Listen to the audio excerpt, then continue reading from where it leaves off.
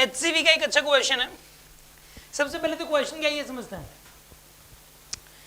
Find the charge on the capacitor each capacitors 0.2 millisecond after switch S is closed.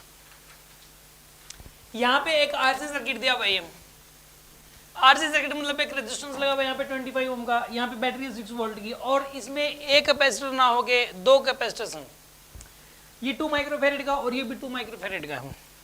और ये बोला गया कि 0.2 मिलीसेकंड के बाद स्विच बंद करने के, जब स्विच बंद कर दिया तो 0.2 मिलीसेकंड इतने टाइम बाद हर कैपेसिटर पे कितना चार्ज होगा, ये पूछा गया।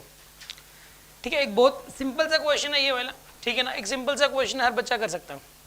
देखो समझते हैं इस क्वेश्चन को। इसमें पहली बात तो ये कि दोनों कैपेसिटर पैरेलल में हैं। अगर ये दोनों पैरेलल में है और इनका कैपेसिटेंस भी सेम है, इनका कैपेसिटेंस सेम है और पैरेलल में है, तो इसका मतलब चार्ज सेम आएगा, तभी तो पोटेंशियल डिफरेंस सेम हो पाएगा। अगर दो इक्वल कैपेसिटेंस के कैपेसिटर्स पैरेलल में हैं और उनके अक्रॉस पोटेंशियल डिफरेंस सेम, तभी आ सकता है जब चार्ज सेम हो। इनके ऊपर चार्ज सेम आएगा, पहली बात तो ये है। ठीक, और दूसरी बात, ये मेन ब्रांच है, चलो स्विच को बंद कर दिया, अभी मेन ब्रांच से जो चार्ज आएगा वही दो इक्वल पार्ट्स में डिवाइड होगा। मेन अगर यहाँ पे एक कैपेसिटर होता तो उस पर जो चार्ज आता, अब ये दो हैं तो उन पे आधा आएगा।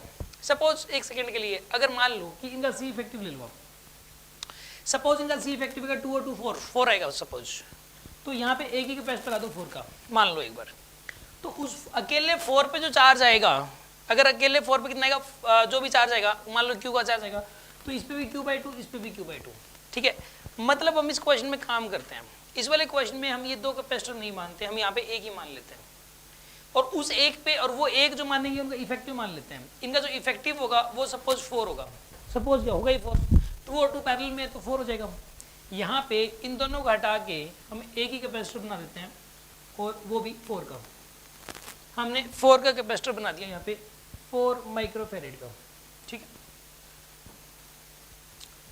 अब इस पे जो चार्ज आएगा ना, अब इस क्वेश्चन को सोल्व कर लेते हैं। सोल्व करने के बाद इसके ऊपर जो चार्ज आएगा उसका आधा कर दो, वही आंसर हो जाएगा। क्यों? क्योंकि इस पे जो चार्ज आएगा उसका आधा आधा जाना होता है दोनों पे, तो हाफ आंसर आएगा उसका। ठीक है, करते हैं सोल्व।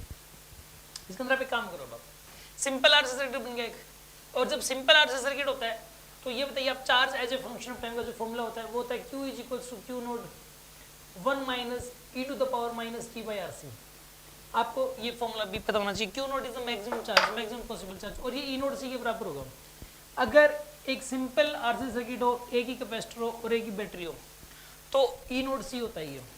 ठीक है, अब E नोट की वैल्यू यहाँ पे 6, C की वैल्यू है 4 × 10⁻⁶, और 1 - e⁻ t/RC, माइनस t/R की वैल्यू कितनी होगी यहाँ पे 25, और C की वैल्यू हो जाएगी यहाँ पे 4 × 10⁻⁶, ये C की वैल्यू आ गई।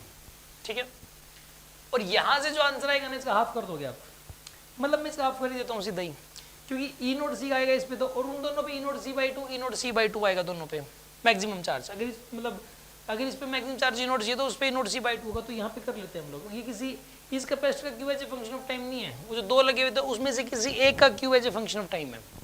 ठीक है, तो इसका हाफ कर दिया मैंने पहले से, यहाँ पे लगा दिया। ये हाफ क्यों लगाया ये पता लग गया। ठीक है, अब सुनो, अब ऐसा करते हैं इसको, यहाँ पे आएगा 12 × 10⁻⁶, और यहाँ पे आएगा 1 - e⁻ t/RC। यहाँ पे t की वैल्यू पुट करोगे 0.2 × 10⁻3, और r की वैल्यू यहाँ पे पुट करोगे इस केस के अंदर, r की वैल्यू ये तो सोल्व कर लो, 25 × 4 100, तो ये 10⁻⁴ बनेगा यहाँ पे 10⁻⁴।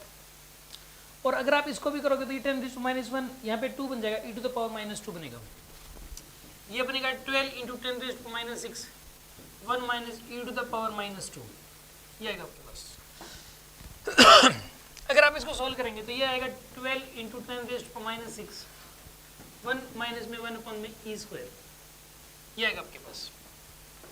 अब आपको ये सोल्व करना है, 12 × 10⁻6 1 - 1/, e² की वैल्यू कितनी आएगी यहाँ पे, e² की वैल्यू 2.7 का स्क्वायर, तो 2.7 × 2.7 करके बताना एक बार क्या आएगा।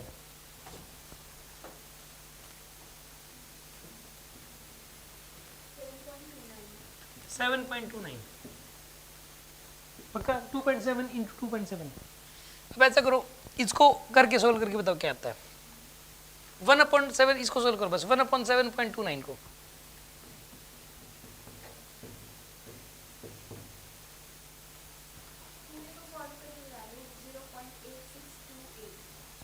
पूरे को सोल्व करके 0. और इसको भी अगर इसको ना जीरो इसको ना मल्टीप्लाई करो तो 12 से। अब बताओ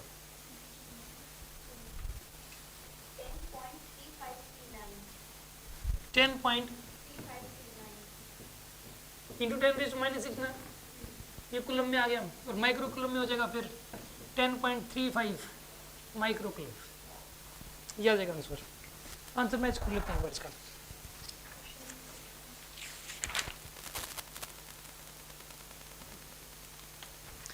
क्वेश्चन था ये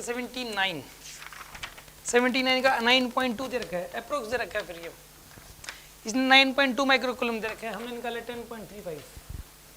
ये अप्रोक्स ही आएगा क्योंकि ना इसके अंदर एक तो ई की वैल्यू जैसे 2.7 है, तो 2.71 आगे ये भी ले सकते हैं, फिर सोल्व कर सकते हैं इसको, ठीक है। लेकिन तरीका यही है, इसके अलावा कोई और वे है नहीं इसको करने का, ठीक है। इसका यही तरीका है और यही आंसर आएगा।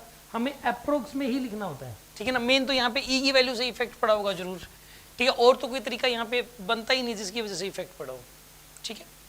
या फिर हमने जो राउंड ऑफ लिया डेसिमल के बाद हम कितने डिजिट्स यूज कर रहे हैं, जैसे सपोज मैंने 0.8628 ले लिया, ओरिजिनल सिर्फ 0.8 लेके फिर इसको किया हो आगे, इस कैलकुलेशन से थोड़े से फर्क पड़ जाते हैं, ठीक है। इस वाले क्वेश्चन के अंदर एक आधी बुक के अंदर जो लेटेस्ट बुक आप खरीदेंगे तो उसमें यही दे रखा है 10.35। मेरे पास जो बुक है ये पुरानी बुक होगी, उसमें करेक्शन करने के बाद ये आया था 10. जो मैंने निकाला था यही आंसर है, ठीक है ना। और इसमें जो दे रखा था पहले वाली बुक्स, पुरानी बुक्स में वो जो मैंने 9.2 ये नहीं दे रखा, ये गलत है इसमें, ये पुरानी बुक्स में था क्योंकि ये पुराना प्रिंट आउट है, ठीक है। तो आप कंफ्यूज मत होना, आंसर 10.35 ही ओके है इसका।